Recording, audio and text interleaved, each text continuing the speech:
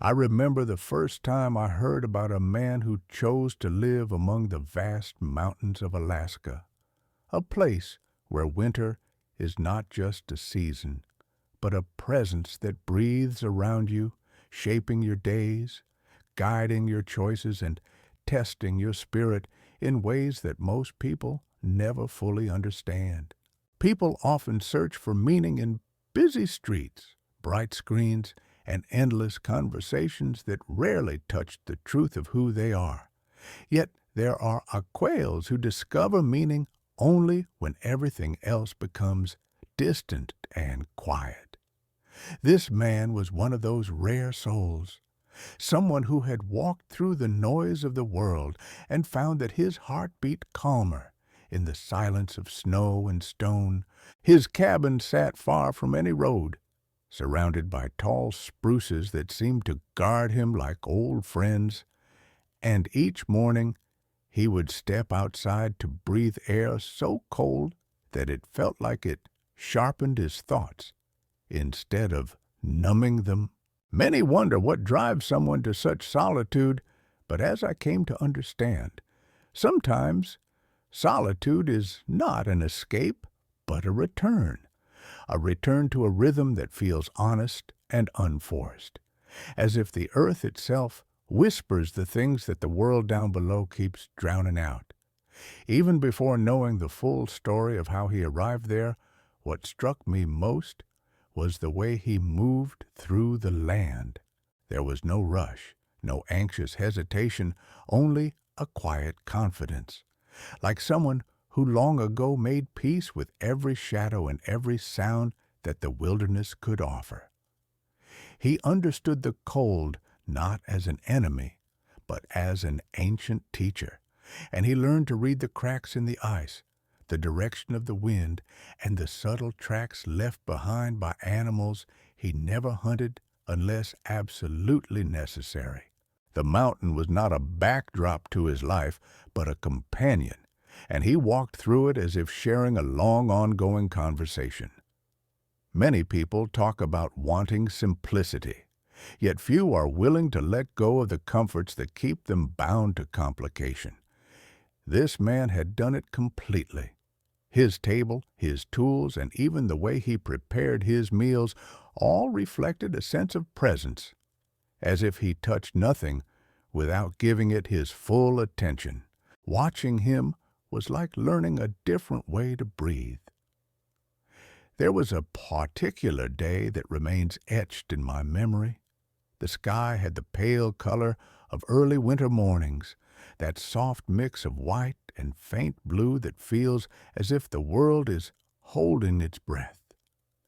The temperature had dropped during the night, forming a thick layer of ice on the lake where he usually found his fish. But unlike others who might have cursed the cold or waited for a warmer day, he walked to the frozen water with an expression of calm certainty. I followed from a respectful distance, trying to understand what he intended to do. Most people would have used heavy tools to break the ice, yet he carried none. Instead, he held a metal pot and a small container with dry wood shavings that he had prepared earlier inside his cabin. At first I could not comprehend the purpose, but as he kneeled next to the ice, I began to understand the remarkable method he had crafted over the years. He placed the pot upside down on the ice, packed the wood shavings beneath it, and with a single precise spark, he set a small controlled flame that burned hot and steady. The warmth concentrated beneath the pot melted the ice slowly and evenly, creating a circular opening without cracking the surrounding surface. There was no sound except the faint hiss of melting ice and the distant call of a raven. I had never seen anyone tame fire and ice in such harmony. It was as if he were conducting an ancient ritual, one taught only by observing the wilderness long enough to understand its language. The opening he formed was small at first, But soon a dark pool of water revealed itself, and in that water the fish below began to respond to the sudden shift in temperature and light. They were drawn upward, curious and slow-moving in the cold depths. He waited patiently, his posture relaxed, as if he had nowhere else to be and nothing else demanding his energy. With a simple hand-made net, he scooped only what he needed for the day, never taking more. His respect for the land was not something he preached, it was something he practiced with every breath. People often imagine solitude turning a person hard or bitter, but this man was proof of the opposite. The silence of the mountains had softened him in a way the world rarely allows. He spoke quietly, listened deeply, and approached every task with gratitude. Watching him, you began to understand that happiness is not necessarily found in comfort, but in clarity, and that the mountains give clarity to those who know how to listen. Living alone in a place like that is not an escape from responsibility. If anything, it demands even more responsibility than living among crowds. Each day is shaped by necessity. You gather wood because you must. You fish because you need to eat. You maintain your shelter because storms do not wait for procrastination. But instead of seeing these tasks as burdens, he embraced them as part of a larger rhythm, one that kept him connected with the land. Many people think they would feel lonely in such a place, but he often said that loneliness only thrives where meaning is absent. When you feel deeply connected to what surrounds you, when you understand the roles of the trees, the water, the wind, and even the snow, solitude becomes companionship of a different kind. I remember sitting with him by the fire one evening as he brewed a simple tea, watching the flames reflect on his weathered face. He talked about how the mountain had taught him to slow down, to observe the way a storm forms, to sense the subtle changes in the air that warn of danger, and to find joy even in small acts, like hearing the first crack of ice in early winter. His voice was steady, and every word felt like it carried the weight of years spent listening more than speaking. Of course, life in such a place is not free of challenges. The cold can be merciless. The snow can isolate you for days, and the silence can sometimes reveal truths you are not ready to face. But he embraced all of it with a kind of peace that came not from ignoring hardship, but from understanding it. He used to say that struggle reveals character, but the mountains reveal something deeper. They reveal what remains when the unnecessary is stripped away. They reveal the part of you that listens when the world goes quiet. And it was this part of him that made his presence feel so grounded. Even as he moved through daily tasks, there was a certain grace in his movements, a knowledge that nothing needed to be rushed because everything had its time. Watching him fish through the frozen lake with fire taught me more about balance than any conversation could. It showed that sometimes the most unusual methods arise from deep observation and patience, not from force or urgency. As I followed his steps through the snow, listening to the crunch beneath my boots and feeling the crisp air fill my lungs, I could not help but think about the people who live far from places like this. People who hurry from one responsibility to another, who are constantly bombarded by noise, opinions, and expectations. Many of them feel a persistent ache inside, a longing they cannot quite name. Perhaps it is the same longing that once drew him to this mountain. Perhaps it is the longing for a simpler truth, a truth found not in distractions, but in quiet spaces where you can finally hear yourself. When he spoke about his life there, he never used words that sounded heroic or dramatic. To him, it was simply living, living in a way that felt natural, living in a way that made sense. And that sincerity is what drew me closer to his story. If you have ever felt the desire to step away from the noise, even if only for a moment, to breathe deeply and find a place where your thoughts do not echo against the demands of others, then you might understand a little of what he found in those mountains. Maybe you have felt that same pull, that whisper inside, urging you to slow down, to reconnect with something real, something unshaped by the rush of the world. And maybe that is why this story resonates, not because it is about surviving the cold or using fire to fish through ice, but because it reminds us that there are people who choose a life that protects their peace rather than threatens it. A life where every struggle holds meaning and every moment carries clarity.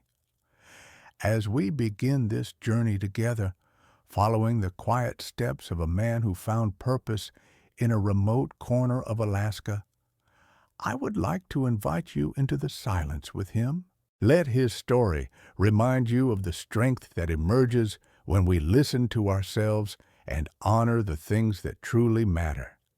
And if you feel comfortable, share in the comments where you are watching this from, because every place in the world holds someone searching for their own quiet mountain, and your voice might be the reminder that none of us are entirely alone.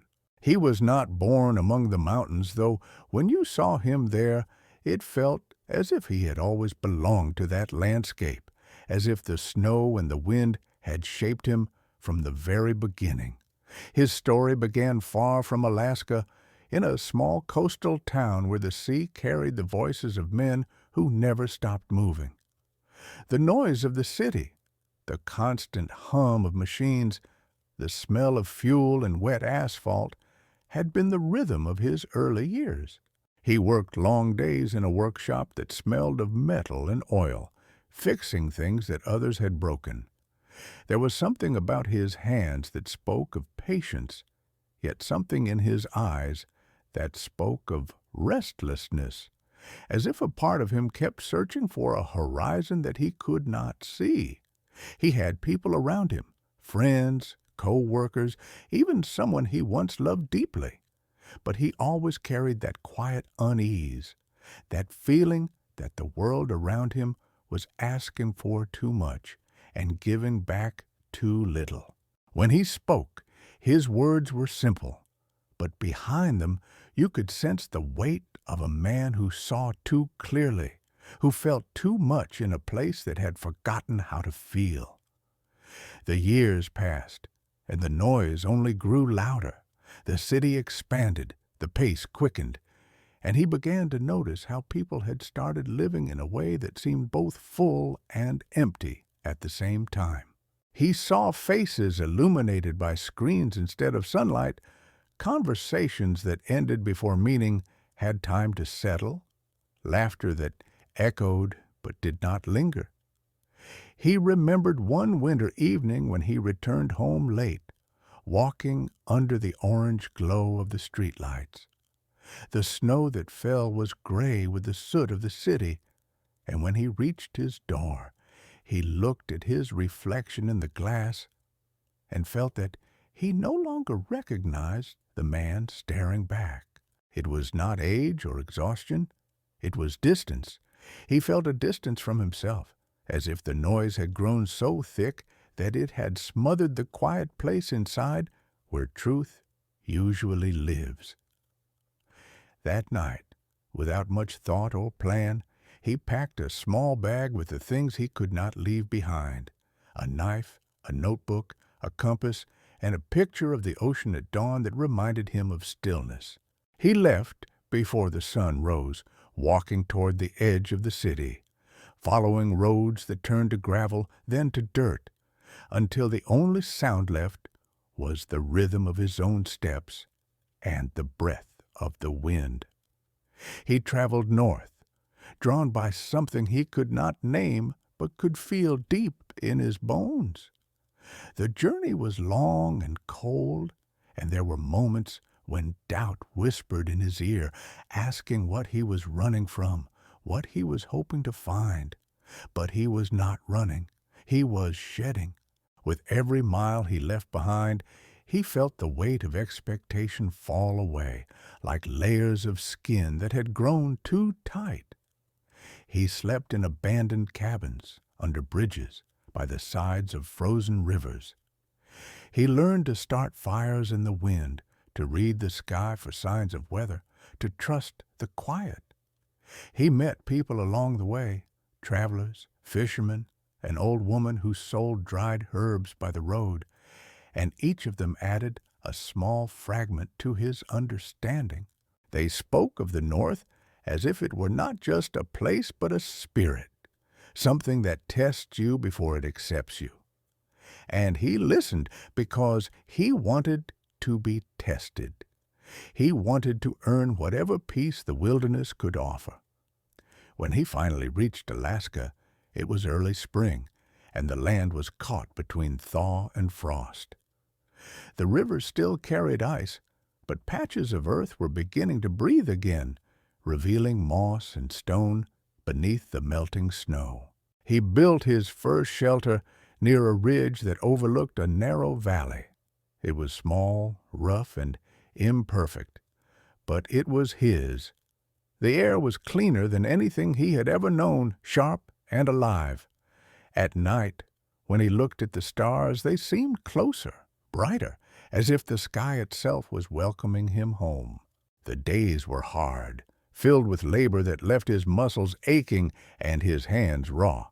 Yet there was a satisfaction in that pain, a purity that came from earning every piece of warmth and food with his own effort.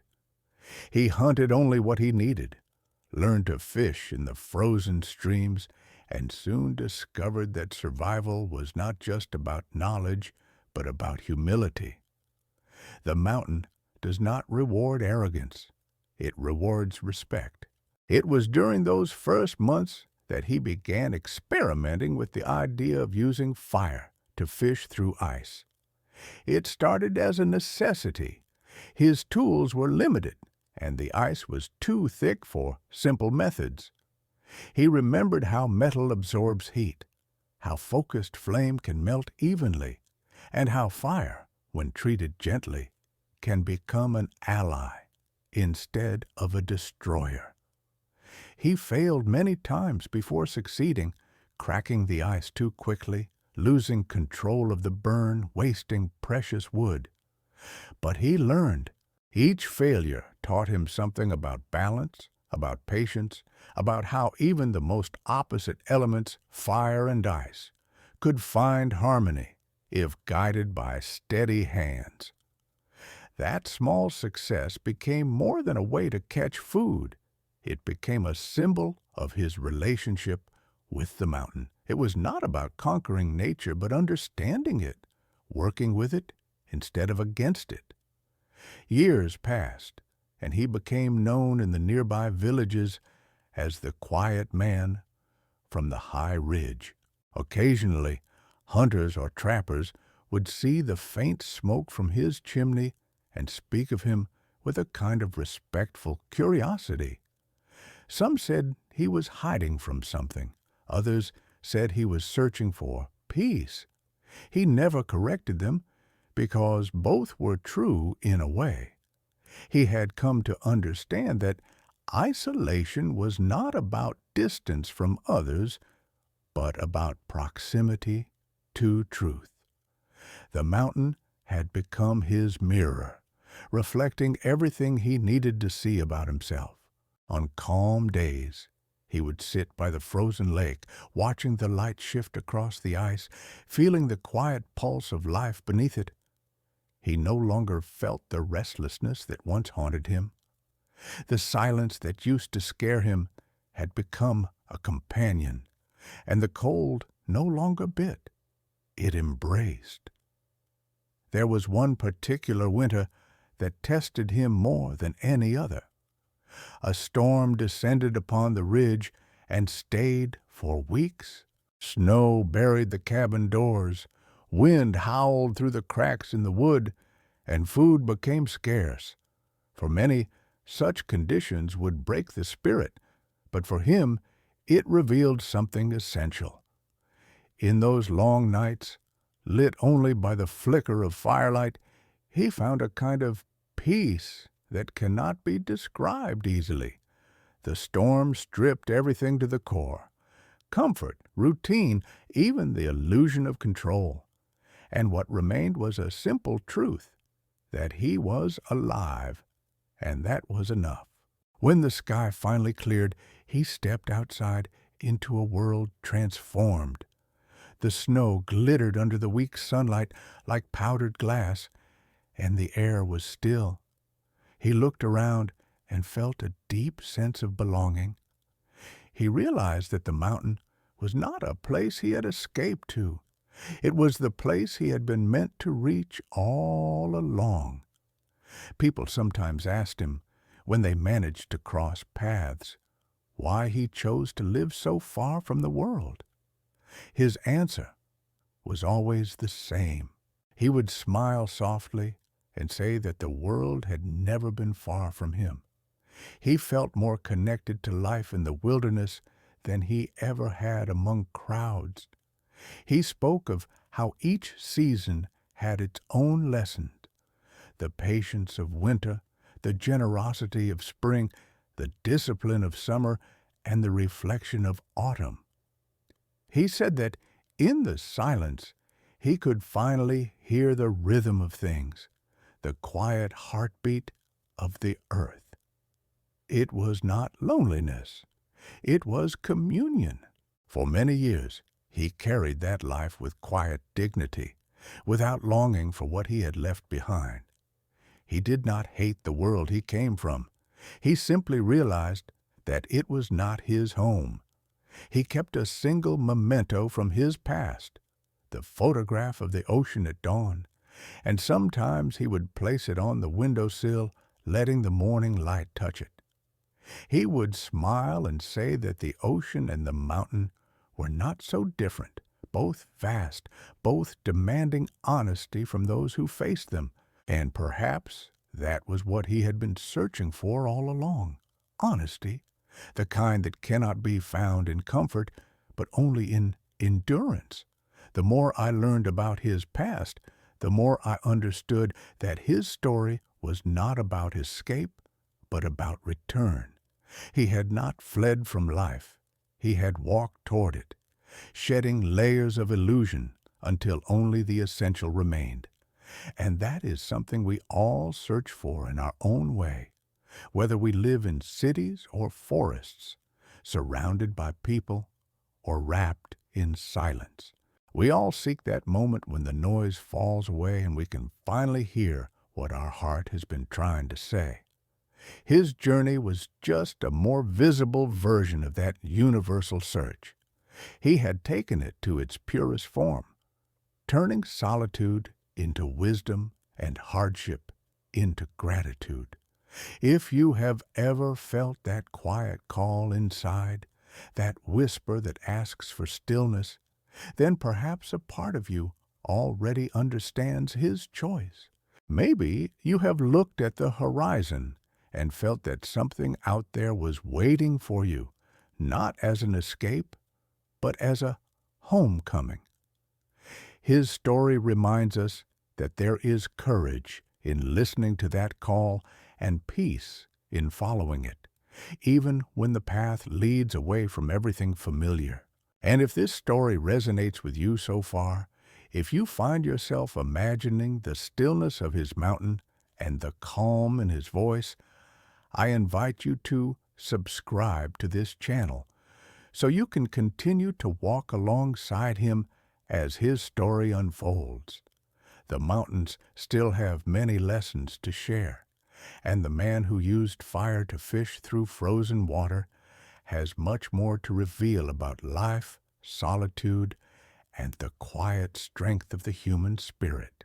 The years passed quietly on the mountain, blending into one another the way snow covers every trace of the past, leaving only the present moment visible. In that solitude, life was measured not by clocks or calendars, but by the slow turning of light and the subtle changes in the wind. Morning came with the sound of ravens calling from the trees, and evening arrived wrapped in a silence so deep it seemed to hum. The man had long since stopped keeping track of dates. Time had become circular to him, like the rhythm of breathing, like the endless thawing and freezing of the lake. Each season had its own shape, its own conversation with him, and he moved according to that language, adjusting his habits not by rule, but by instinct. He had become a part of the place, and the place, in turn, had accepted him as one of its own. There was a kind of beauty in the simplicity of his days. He would wake before dawn, when the air was still heavy with the last breath of night, and step outside to feel the cold settle on his skin. His breath would rise like smoke into the faint light, and for a brief moment he would stand there, still, listening. That listening was not for danger or for sound. It was for balance. It was his way of greeting the day, of aligning himself with the quiet pulse of the world. Then he would gather wood from the pile he kept stacked beneath the sheltering edge of the cabin, breaking off the frozen bark with his gloved hands. Each log carried a story of labor, a reminder of earlier days spent cutting through trees and hauling them through snow, sweating even as the cold bit his face. Every small act on the mountain demanded effort, and yet, strangely, that effort felt like prayer. There was no wasted movement, no unnecessary gesture. The mountain demanded presence, and in return, it gave peace. Inside his cabin, life was humble but complete. The walls were lined with shelves made from old timber, filled with jars of dried berries, herbs, and the remains of past hunts. A small iron stove stood near the center, blackened from years of use. On the table, a lantern cast a soft golden light that filled the space with warmth each night. He had a few tools, all carefully maintained, and a single chair he had carved himself from a fallen spruce. When storms came and the world outside disappeared into white, he would sit by the window with his hands around a mug of tea, watching the flakes swirl and drift, each one a fleeting miracle. He would think of how, somewhere far away, people were moving fast, chasing goals, arguing about things that had no weight, and he would feel a quiet gratitude that he had stepped away from that rush, that he had chosen this life not out of despair, but out of clarity. There were long stretches of silence in his days, stretches that might have driven another person mad. But for him, silence was not empty. It was full. It had texture, weight, movement. It was like water, shifting and alive. In the silence, he could hear the language of small things, the crack of ice expanding beneath the lake, the flutter of wings from unseen birds, the faint sigh of trees releasing snow. Those sounds became his music, his company, his reassurance that he was part of something vast and enduring. In the evenings, he often sat outside beside the embers of a small fire, gazing toward the distant peaks that caught the last light of the setting sun. He would sometimes speak aloud to the mountain, not in the way of prayer or plea, but in conversation as if to an old friend. He would thank it for the day, for the food, for the strength to endure. He believed the mountain listened, though not in words. Its reply came in wind, in stillness, in the slow drift of snow through starlight. Some nights, when the aurora spread across the sky like liquid fire, he would step outside without his coat, letting the cold bite him awake. The green and violet light would ripple across the heavens, and he would feel something close to awe but deeper than admiration. It was as if he was watching the earth breathe, seeing with his own eyes the proof that beauty still existed without human interference. In those moments, he often felt the echo of his past, faint and distant, like an old song remembered in fragments. He would think of the sea, of laughter in crowded rooms, of hands he once held, and though a small ache would rise in him, it was not sadness, it was gratitude. The past was not something to regret. It was the soil from which his present peace had grown. There was a pattern to his days that never felt repetitive because the mountain never truly repeated itself. Each dawn brought new signs to read. The way frost formed on branches, the sound of the river beneath the ice, the scent of air that hinted at change. He had learned to predict weather not by instruments, but by feeling, by the rhythm of his bones, by the tone of silence that preceded snowfall. In the deepest parts of winter, when daylight lasted only a few hours, he relied on memory and discipline to keep his spirit strong. He had learned that in isolation, it is not the cold or hunger that threatens most. It is meaninglessness. A man can endure hardship, but he cannot endure the feeling that his hardship serves no purpose. So he gave purpose to everything. He would carve tools even when he had enough, mend clothes that were not yet torn, clean the cabin until every corner was known to him. Purpose, he realized, was not found. It was made. Sometimes he would write in his small notebook by lamplight, not to record events, but to understand them. His handwriting was slow and deliberate, each line a meditation. He wrote about the weather, the habits of foxes, the migration of birds, but he also wrote about thoughts that came while chopping wood or sitting in stillness. He wrote about the strange comfort of struggle, about how pain had softened into gratitude, about how he no longer feared the passage of time. Once, he wrote a single sentence that seemed to summarize everything he had learned. The mountain is not cruel. It is honest. That honesty had shaped him, teaching him to see the world without the layers of expectation and fear that once clouded his vision. On rare occasions, when the snow thawed and the rivers opened, travelers would appear along the distant trails. Sometimes they came seeking furs or stories, sometimes merely passing through.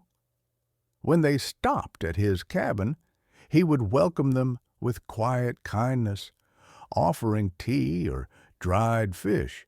Most were surprised to find him so calm, so content, expecting perhaps a hermit twisted by loneliness. But instead, they found a man who spoke softly, who laughed easily, whose eyes carried the peace of someone who no longer wanted anything from the world but what it naturally gave. They would ask him questions, how he survived, how he endured the cold, why he stayed. His answers were always simple, because it feels right, because I belong here, because this place teaches me who I am. And sometimes, when they left, he would walk them to the edge of the forest, watching as they disappeared down the path. He would feel no envy for their return to the towns or the noise. He would simply turn back toward his cabin, the smoke rising from the chimney like a small signal of contentment. There was one young traveler, a photographer, who once stayed longer than most. He had come to capture the winter landscapes, but his camera froze after the first night. So he stayed, helping with chores, listening to the old man speak about life in the mountains. One evening, as they sat by the fire, the young man asked if he ever felt lonely. The old trapper smiled and said, "Only when I forget to listen." The words puzzled the traveler at first, but later, as he lay awake listening to the wind slide across the roof, he began to understand. Loneliness is not the absence of people. It is the absence of connection. And connection, the trapper had discovered, can exist even in silence, even with the land itself. When the traveler finally left, he promised to return, though he never did.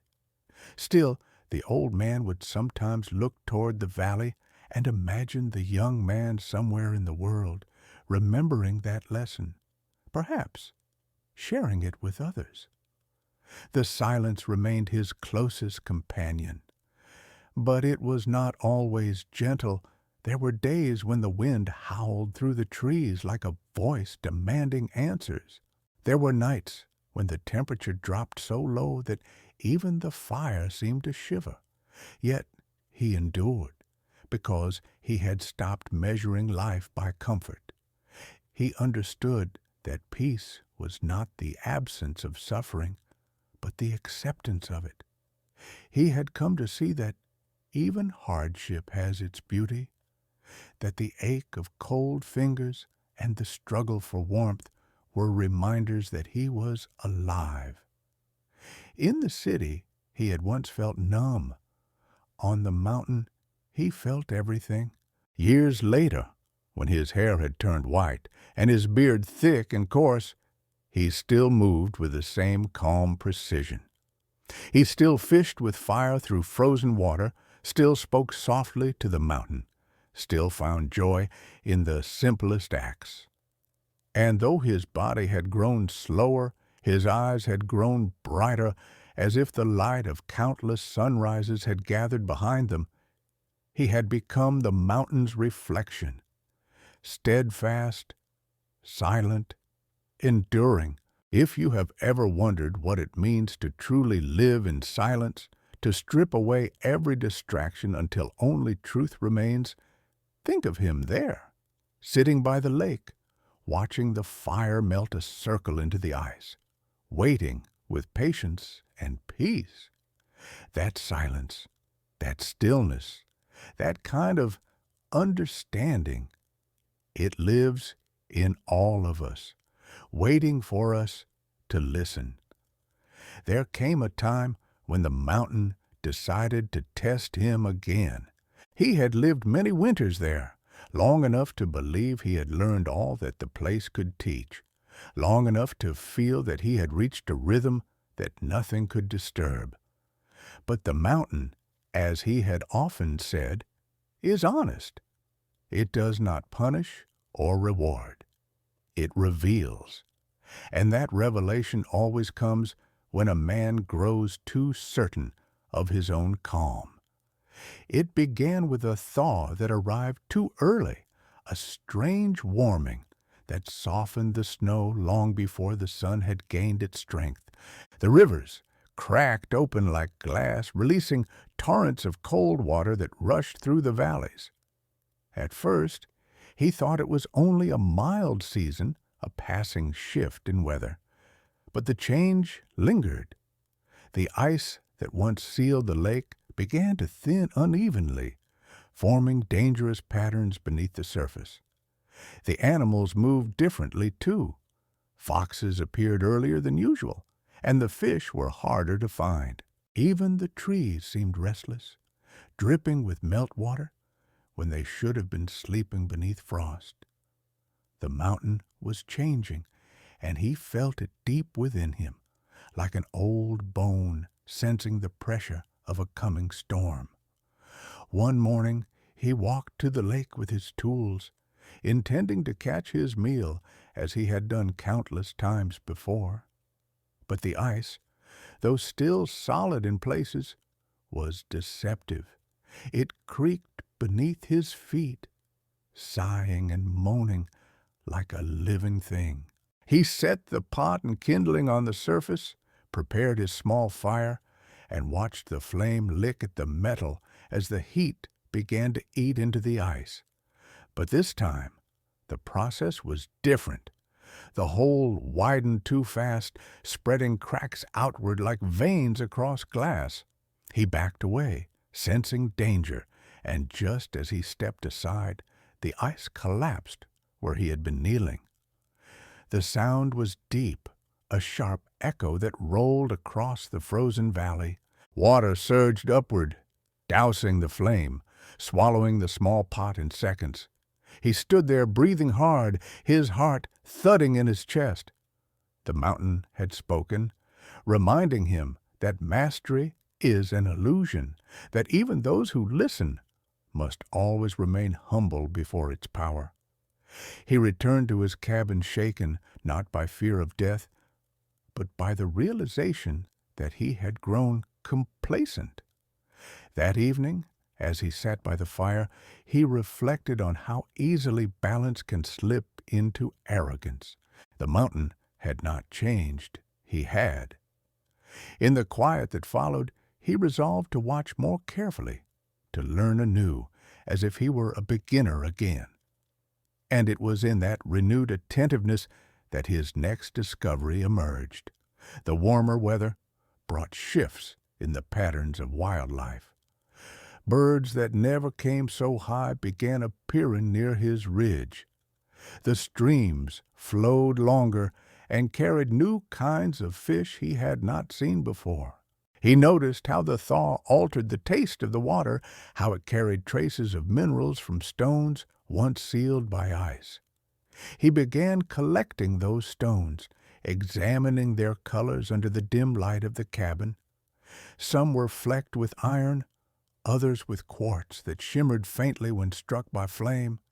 He realized the mountain was not only alive, it was evolving, reshaping itself as the earth always does. That thought filled him not with worry but with awe. Change, he understood, was not a disruption of peace, but part of its design. Still, the practical challenges of survival grew heavier. The thaw made the trails treacherous. Slush swallowed his boots, and ice broke unpredictably underfoot. He had to rebuild parts of his shelter, reinforcing the roof where snowmelt leaked through.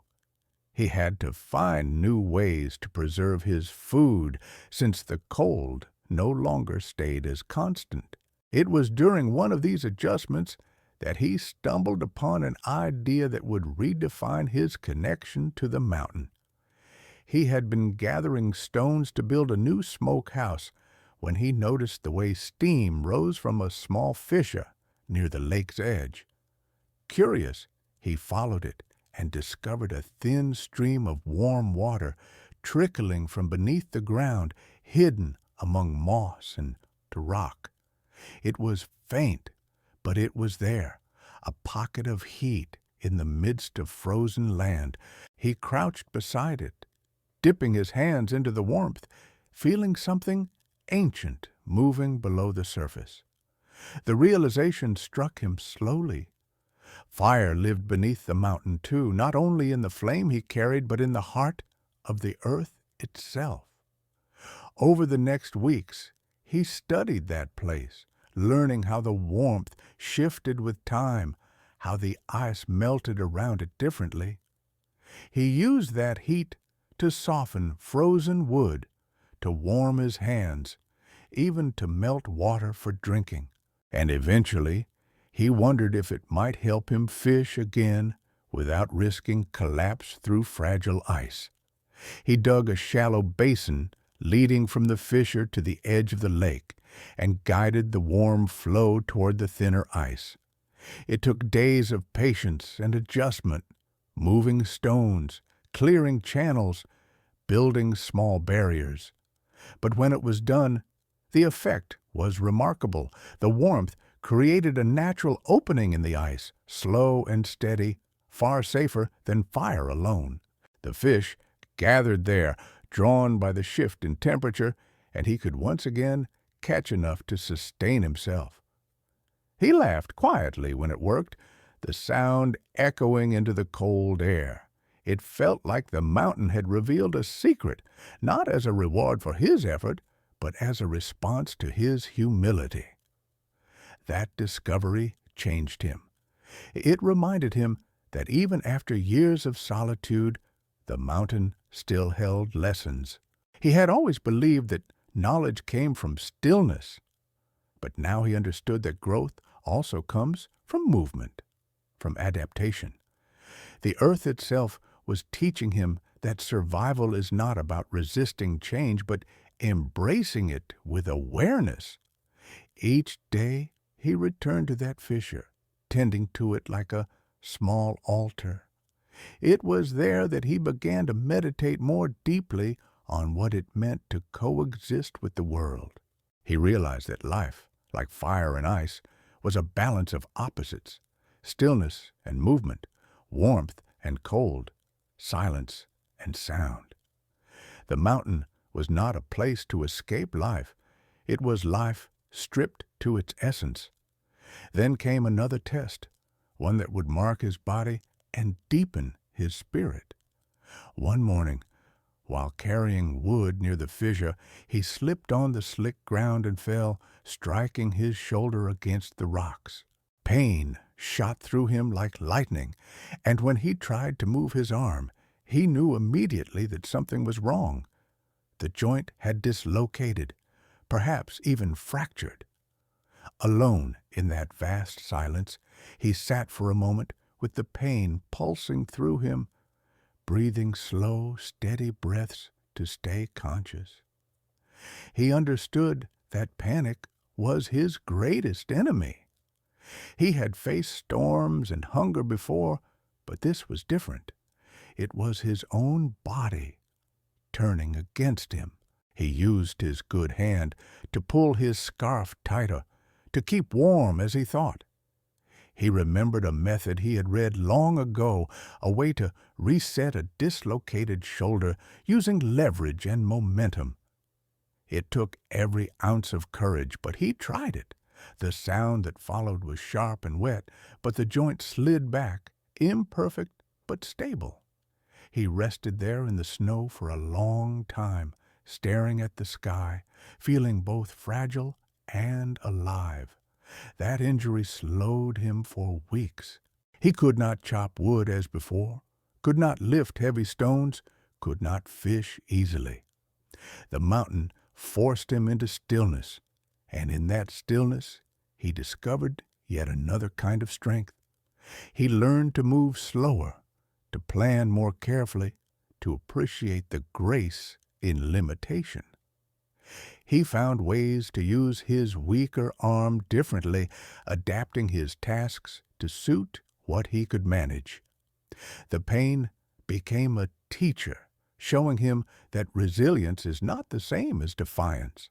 To be resilient, he realized, is to bend without breaking, to accept the limits of your body without surrendering the will of your spirit. When the pain finally eased and he regained movement, he felt gratitude instead of frustration. The scar that remained on his shoulder was not a mark of weakness, but of dialogue, a record of his conversation with the mountain. When spring came again, the thaw was softer, and the mountain seemed to breathe with him instead of against him. He walked along the ridges, feeling the earth come alive beneath his boots. Small flowers, the kind that survive in impossible places, pushed through patches of snow. The air smelled of soil and new beginnings. It was during one of those walks that he noticed how much had changed inside him. Years earlier, he would have spoken to himself, filling the silence with thought. Now, he simply walked in quiet. The silence no longer needed to be filled. It was complete. That same season, another traveler appeared, a woman this time, part of a research team studying the changing climate. She had camped near the valley and stumbled upon his trail while gathering samples. When she saw him, she was startled at first, as though she had met a figure from another century. He greeted her gently, offering water and rest by his fire.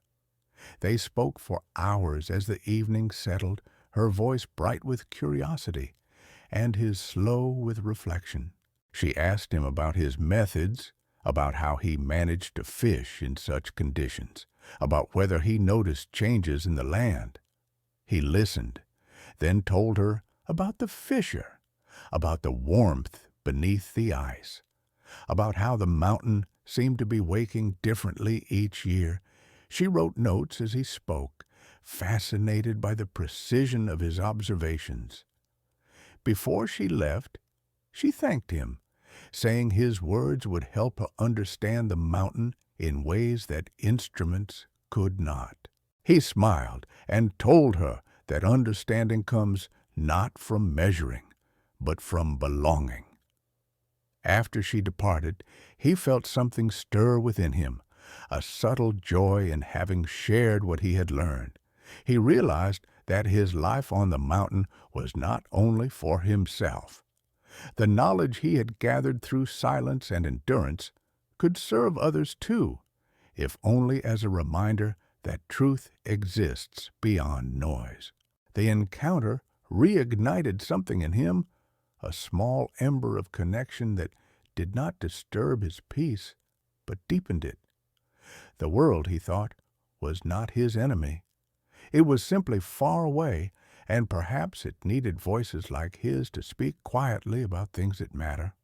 As he sat by the lake one night, watching the reflection of stars shimmer in the water, he felt the mountain settle into calm again. The fissure still steamed faintly nearby, its warmth a gentle reminder that even in the coldest places, life persists. He thought of all the years behind him, the city, the journey, the solitude, the pain, and he smiled. Every part had been necessary. Every hardship had carried a lesson. Every mistake had opened a path to understanding. He had not conquered the mountain, he had befriended it. If this part of his story has reached you, if you can feel the fire beneath the ice and the quiet lesson hidden in each hardship, take a moment to let that feeling stay with you. And if you wish to keep walking beside him through the rest of his journey, through what the mountain still has to teach, make sure to subscribe and stay close, because what comes next is the reflection that only time and silence can reveal. By the time he had spent more than a decade among the ridges and valleys of that Alaskan wilderness, the lines on his face had deepened into something more than age. They were the traces of weather and wind, the handwriting of the mountain itself, etched across his skin. His beard had grown silver and his hair thinner, but his eyes still held the brightness of a man who lived without confusion. There was clarity in them, the kind that only comes when noise is replaced by silence and speed is replaced by stillness. He often sat for hours on the small rise near his cabin, overlooking the lake where he had once nearly fallen through the ice. The fissure that gave off warmth still whispered faintly through the earth, sending up curls of steam on cold mornings. That small reminder of fire beneath ice had become a kind of symbol to him, the perfect image of life, as he had come to understand it, heat and cold existing together, strength and fragility, creation and destruction woven into one continuous breath. He no longer needed to search for meaning in books or sermons or other people's words. The mountain had become his scripture and the seasons his verses.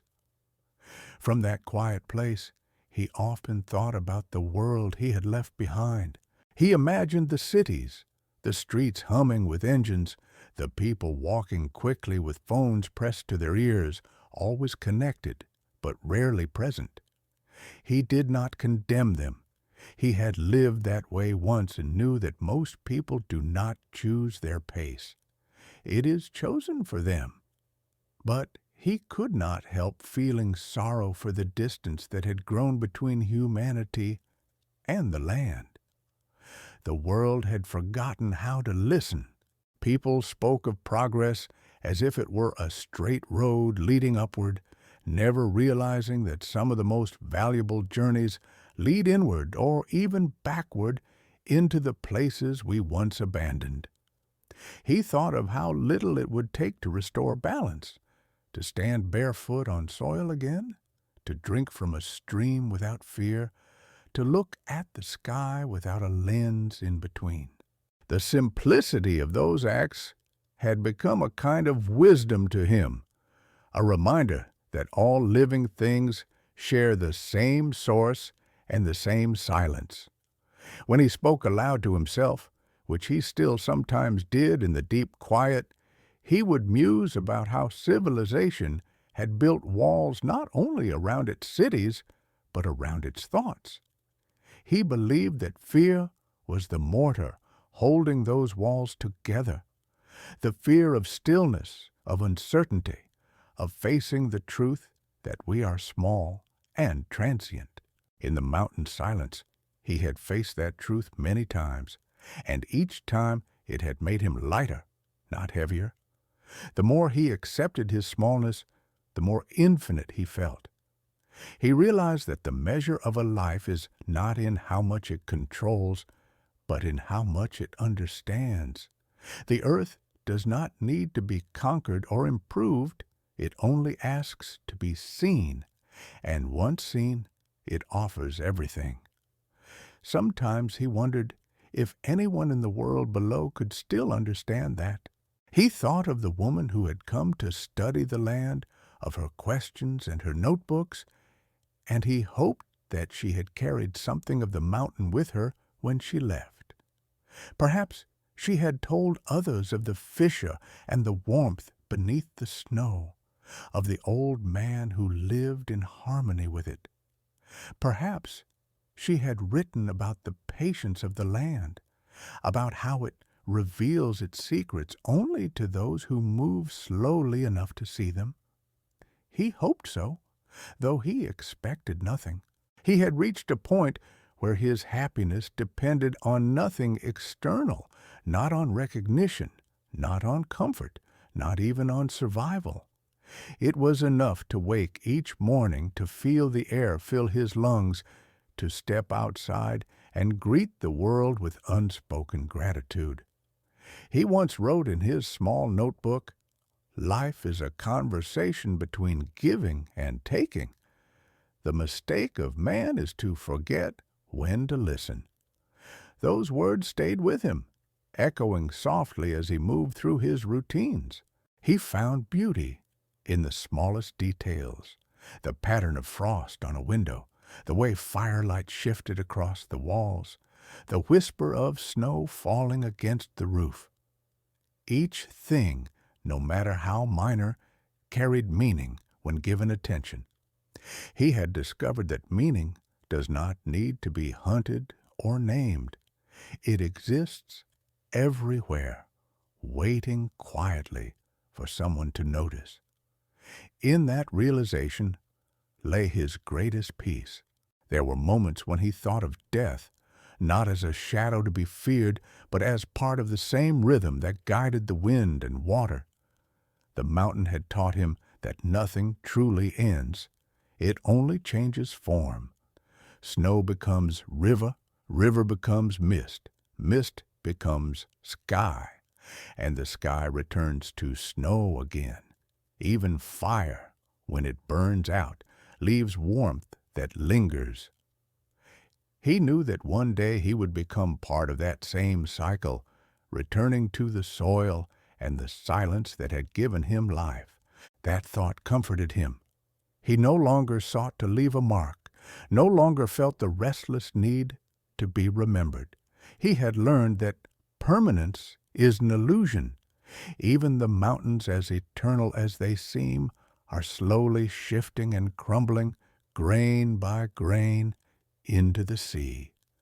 What mattered was not how long something lasted, but how truthfully it was lived. Still, sometimes the memories of the world below would visit him. They came not as regrets, but as gentle ghosts, faces of those he had once loved, sounds of laughter in places now far away. He would smile when those memories arrived, feeling them settle beside him like old friends. He realized that love, too, changes form. The people he had known were not gone. They lived in his understanding, in the patience and tenderness that solitude had taught him. The love that once tied him to individuals had expanded to include everything: the mountain, the sky, the smallest living creature. Love, he discovered, is not diminished by distance. It becomes larger when it no longer needs to possess. He often compared his life to the lake he fished from. On the surface, it appeared still, but beneath there was constant movement, unseen currents, shaping everything. That was how he felt inside. The silence was not emptiness. It was motion without noise. He had come to see the mind as a lake, too. If stirred constantly by thought and worry, it becomes muddy. But if left to settle, it reflects the sky perfectly. That reflection, he believed, was the true face of understanding. One late autumn evening, as the first snow of the new season began to fall, he sat outside, watching it gather on the stones. The air was perfectly still, the kind of stillness that only comes before deep winter.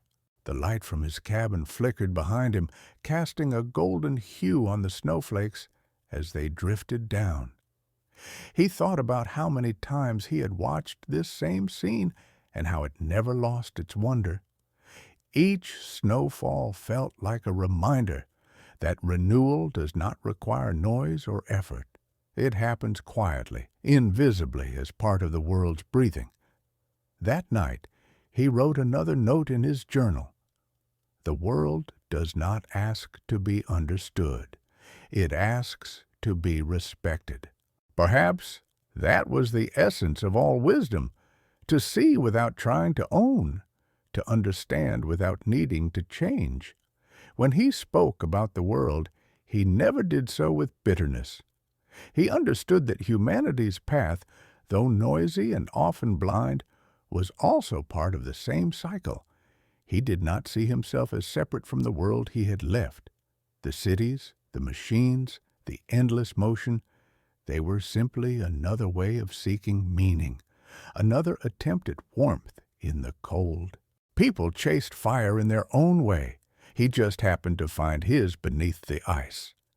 That thought made him smile. It was not a rejection of the modern world, but an acceptance of difference. He believed that peace comes not from choosing sides, but from recognizing the same hunger that lives in all beings, the hunger to belong.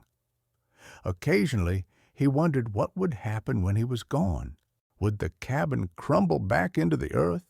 Would travelers find his tools, his notes, his small handmade net? Would they wonder who had lived there, or would they pass without noticing? The answer did not matter. What mattered was that the mountain would remember, even if only through the slow return of his ashes to its soil. He often imagined that his body would feed the roots of a tree, perhaps a spruce near the edge of the lake, and that some day a bird would rest on its branch, singing into the same wind he once listened to. That thought filled him with quiet joy. To disappear in that way was not loss, but completion. From time to time, he would speak aloud to the lake as if addressing someone unseen. He would say that life is not about survival alone, but about learning how to see beauty in every struggle. He would tell the mountain that it had made him a better man, one who finally understood that peace cannot be found by avoiding hardship, but by embracing it fully.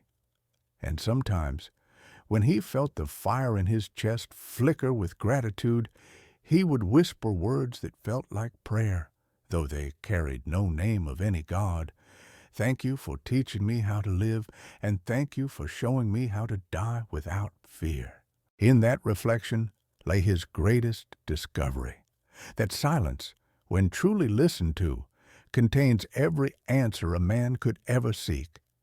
It holds the memory of the earth, the pulse of time, the voice of all who came before. It is not empty. It is full of everything we have forgotten how to hear. And as you listen to this part of his story, if you can feel the calm weight of that understanding, the idea that the world's noise hides a silence that still waits for us to remember it, take a breath and let it stay with you. Because the same truth that lived in that mountain lives within each of us, waiting to be uncovered beneath the ice of our daily distractions. And if you wish to keep traveling with him into the final stretch of his journey, into the quiet ending that carries both peace and legacy, make sure you stay close and subscribed, because the last silence is the one that speaks the loudest. The last years of his life on the mountain unfolded with a gentleness that seemed to mirror the man himself. He no longer counted seasons or years. Time had melted into the steady rhythm of breath and weather. The cabin stood older now, its wood darkened by decades of sun and snow, its roof patched and mended by his own hands countless times. Moss crept along the base of the walls, and wildflowers sprouted in the cracks between stones. He moved slower these days, but his slowness carried grace, like the measured stillness of a tree bending with the wind instead of resisting it. His beard had turned entirely white, his skin weathered and rough as bark, yet his eyes remained alive, bright and patient. Those eyes had seen storms and auroras, hunger and abundance, silence and sound. They had looked into the faces of wolves without fear, and watched the stars trace their eternal paths through the northern sky. There was no trace of regret in him, no longing for what could have been, only quiet gratitude for all that was. Each morning he woke before the first light, not because he needed to, but because his body had long ago learned to follow the subtle cues of the land. The faint change in air temperature, the soft stir of birds hidden in the dark, the way the silence thickened just before dawn, all of it told him the day was near.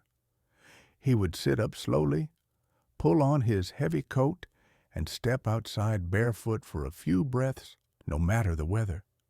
He said the cold reminded him he was still part of the living world, still a creature made of the same elements that surrounded him.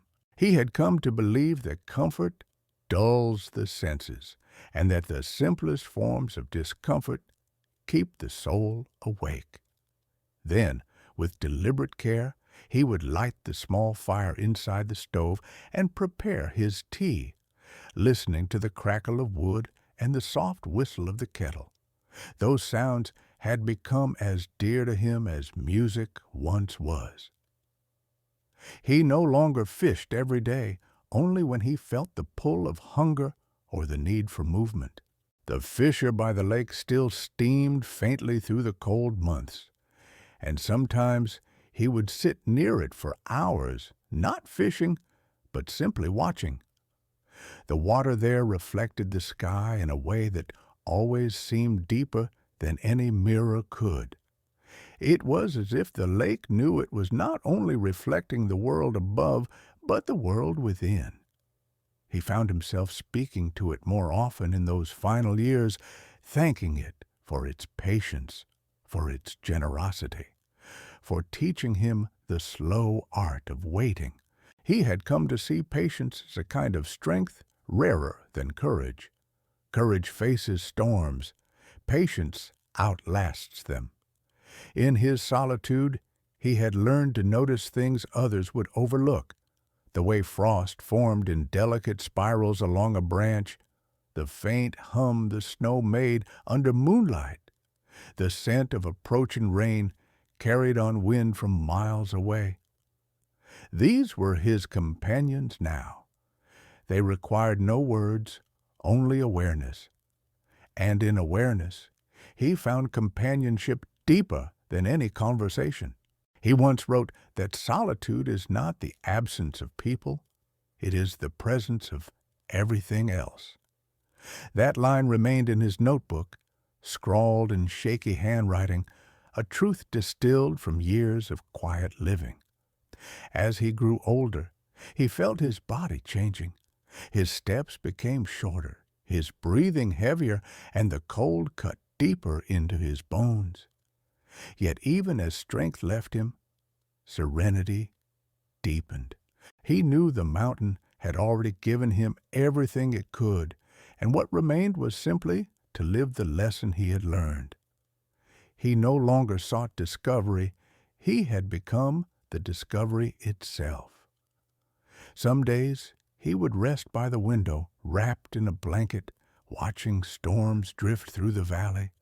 He loved those storms, their raw honesty, the way they stripped everything bare and then passed, leaving the world cleaner. He used to say that storms are not enemies of peace, but its renewal, for peace without disturbance becomes stagnation.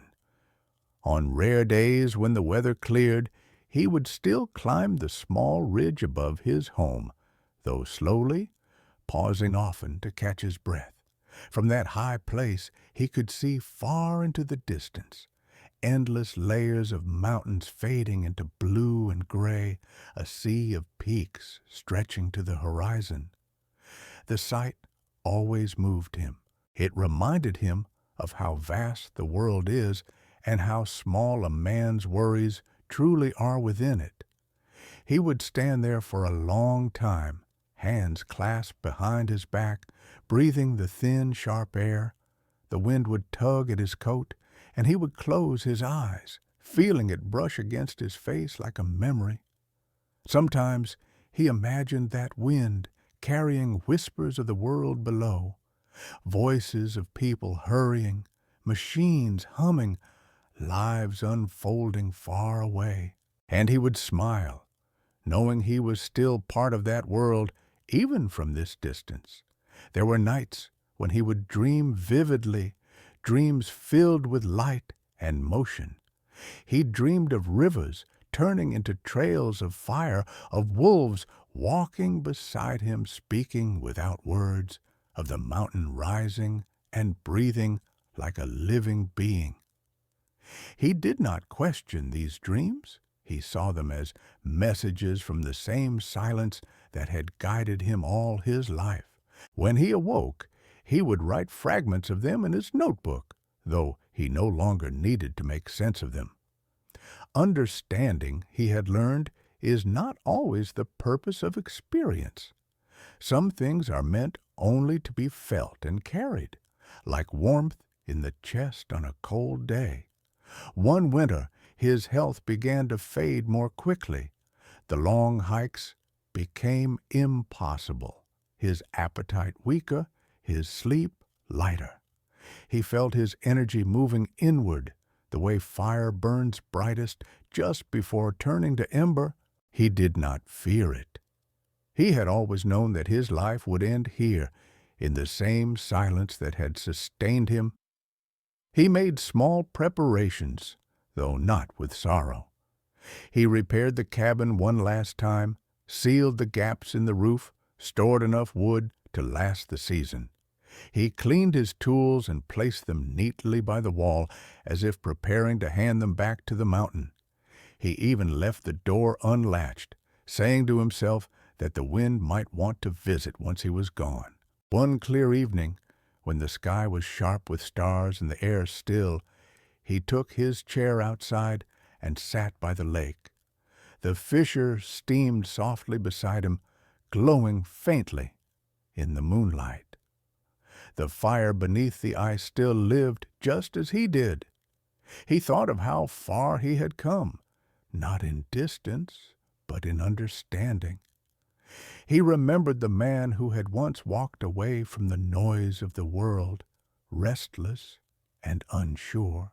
He thought of how the mountain had stripped him bare, tested him, healed him, and remade him.